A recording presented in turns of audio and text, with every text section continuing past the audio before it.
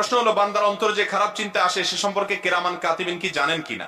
যদি না জানেন তাহলে তো খারাপ চিন্তাগুলো ফেরেশতারা লিখেন না, সেজন্য হিসাব হবে কিনা। খুব সুন্দর এবং ক্রিটিক্যাল। আমাদের মনের ভিতরে যেসব চিন্তা আসে এগুলো ফেরেশতারা জানে কিনা? আমাদের মনের খবর আল্লাহ জানে, সেটা তো আমরা জানি, ফেরেশতারা জানে কিনা এটা একটা দরকারি প্রশ্ন।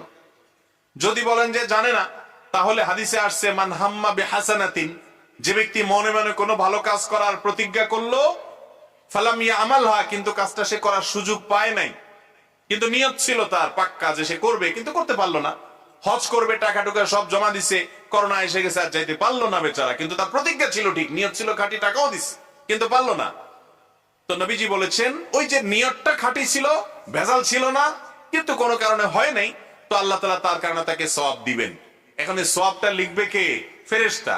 তো ফেরেশতা যদি না জানে কি নিয়ত করছে, এটা ক্রিটিক্যাল প্রশ্ন। আবার হাদিসে আসছে কেউ যদি মনে মনে কোনো খারাপ কাজের কথা চিন্তা করে, খারাপ কাজের কথা কি করে ভাই? চিন্তা করে মনে মনে, আর চিন্তা করার পর সে প্ল্যান করছে সে এই খারাপ কাজটা করবে, মনে মনে নিয়ত করছে, প্ল্যান করছে এই কুকামটা, কিন্তু এরপরে সে খারাপ কাজটা আর করে নাই, আল্লাহর ভয়ে সেটা ছেড়ে দিছে, করে নাই, সাথে সাথে ওই খারাপ কাজ করার নিয়ত করার পরও যে সে করে নাই, ফিরে আসছে, এই জন্য তার আমলনামায় একটা সওয়াব লেখা হবে।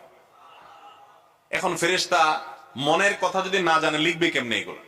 এটা যদি উলামায়ে কেরাম বলেন যে মানুষের মনের এই জাতীয় বিষয়গুলো আল্লাহ তাআলা ফেরেশতাকে জানার সুযোগ দিয়েছেন, এইটুকু সে জানে, সবকিছু সে জানে না।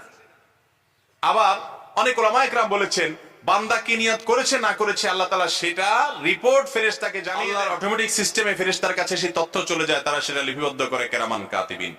কিন্তু কখনো ফেরেশতারা গায়েবের মালিক হতে পারে না, আল্লাহ ছাড়া আর কেউ গায়েবের মালিক